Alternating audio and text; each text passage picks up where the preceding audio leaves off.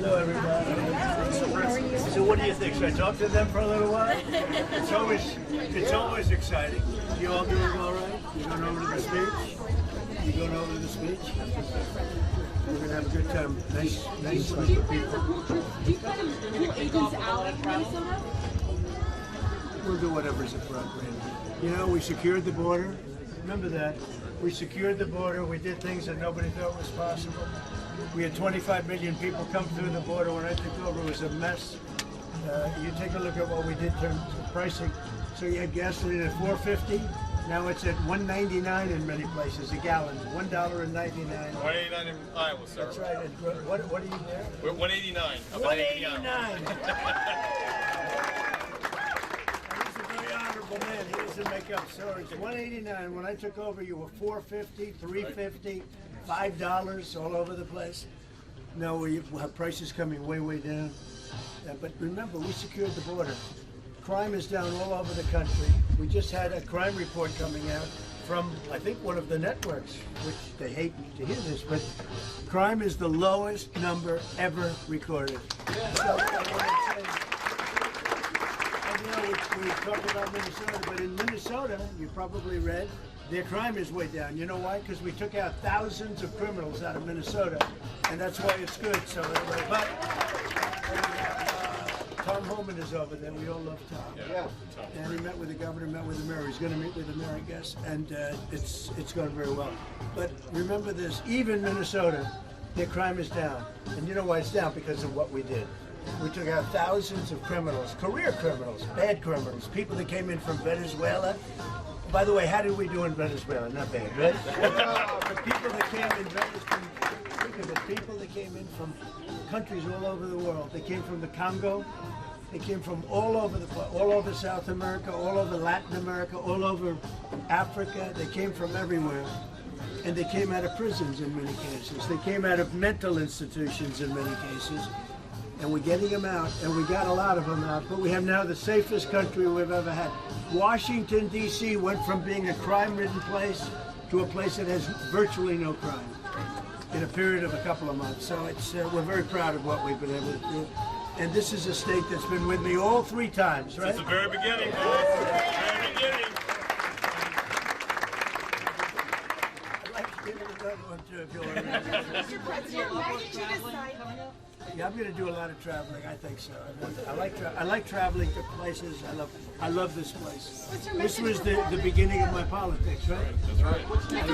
It treated me well right from the beginning. Mr. President, message for farmers. Do you feel that the Say what? do you feel that the Message president? for farmers. Mr. President, why did you decide to shake up your leadership team in Minnesota and send Tom I do Homan? that all the time. I shake up teams. Everybody here, these are a lot of owners of farms and places, and you shake up your team. If they can't do the crops fast enough, you go. Look, we have an incredible team. We did something that nobody said was possible. We didn't go back to Congress and ask for legislation. We closed the border, and in the last 8 months, they have, and this is actually hard to believe, nobody crossed the border, right? Nobody. They say no. I don't even know if that's possible. But you know, it's Democrats that do the report. It's a very liberal group that does that report. It's a very important report. And for 9 months, I guess 8 months, 9 months, we have nobody coming into our country unless they come in legally.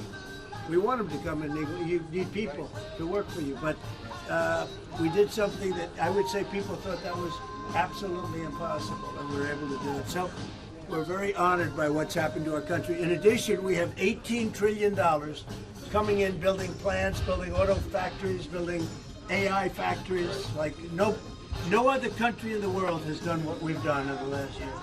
And I think it's the most successful first-term president. There's never been a year like this in the history of the country.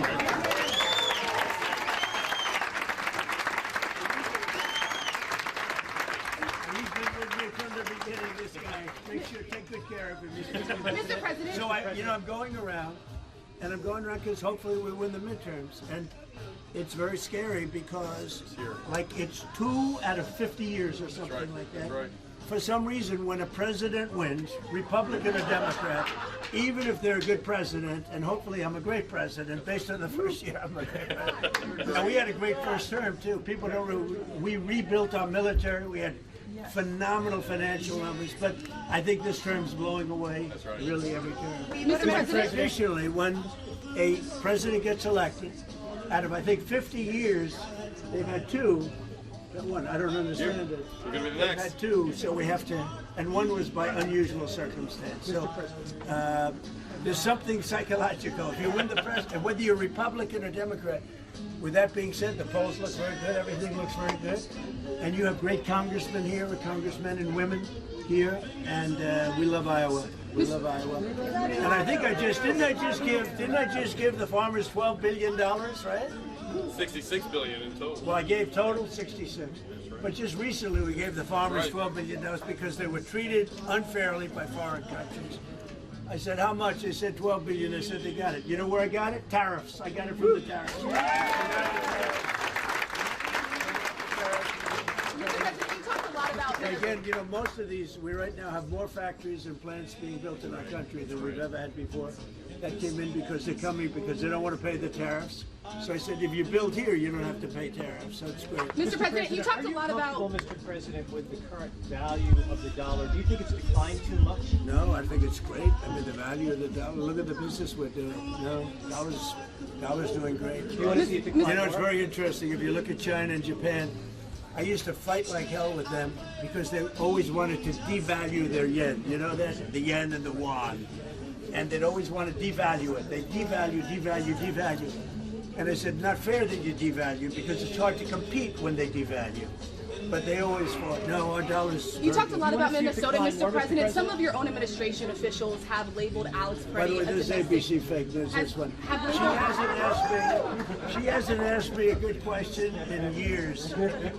I think a nice woman, but I don't really like Mr. her too President, much. it is an important question, Mr. President, though. I'd say ABC's about Mr. as bad President, as it is they an get. important Mr. question President, because would you you do like to have. see the dollar's value decline more? Would that be helpful No, to the Iowans? I'd want it to be just seek its own level, which is the fair thing to do. Mr. You could have it. I could have it go up or go down like a yo-yo.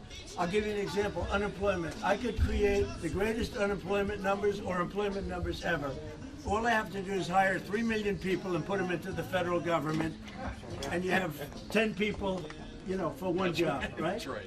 And what we've done is we've cut the federal employees and they've gone to the private sector. But if I wanted, I could hire 1 million people tomorrow, put them in the federal government, and she'd be writing a story. Unbelievable employment. Unbelievable Do you employment. agree with the But we assessment? have great unemployment numbers. Yeah. I think they're great. Is there one number that's bad? Can you tell? Is there one number that's bad? There's not one. Do you agree with the assessment from some of your own officials that Alex Pretti is a domestic terrorist or an assassin? Well, I haven't heard that, but certainly he with shouldn't that, have been Mr. carrying a gun. But hey, look, bottom line, everybody in this room, we view that as a very unfortunate incident, okay? Everyone, unless you're a stupid person, very, very unfortunate incident. I don't like that he had a gun. I don't like that he had 2 fully loaded magazines. That's a lot of bad stuff. And despite that, I say that's a very unfortunate. What do you think of some Republicans saying You said that you are the de facto president of Venezuela. I don't know, maybe you were joking when you said that. Is the U.S. a de facto member of OPEC right now? Well, I'll tell you what, we are a very strong presence in Venezuela. We're going to get a lot of money for Venezuela. Venezuela has the largest oil reserves in the world, with the exception, I think, of our country. Yep. And it's bigger than Saudi Arabia. And we had a very strong moment with Venezuela a couple of weeks ago. And we are working beautifully with Venezuela. I will tell you, they're going to do better now than they ever did, than they've done ever at any point. And we're going to be making a lot of money for them and a lot of money for our country. We have a very good relationship with the leaders of Venezuela, and we're going to keep it that What way. are your plans, Mr. President? What are your plans for Cuba, Mr. President? What are Well, your we're plans going to for see Cuba? what happens with Cuba. I don't know. Anybody interested in Cuba in this room? Not too many people. This is not a Cuba room, but that's all right. There are plenty of them around, especially Yeah. in Miami. And Cuba Cuba. will be failing pretty soon. Sir, Greenland could Cuba is really a nation that's very close to failing. Sir, You know, they got their money from Venezuela. They got the oil from Venezuela. They're not getting that anymore. We were talking about the polls earlier. Clearly, your base is with you, strong and supportive. They're very Stronger supportive. than. By the way, All right. our base is with us. I think we have the best poll numbers, the real poll numbers. I think we have the best poll numbers we've ever had. But Think of it, if I were to run again, would anybody be happy? So we have the best poll numbers we've ever had. Thank you all very What much. did you make of Greg Abbott say you just Mr. President, did you hear from Greg Abbott saying you need to recalibrate your response? What did you make of I that, didn't sir? hear that, did you?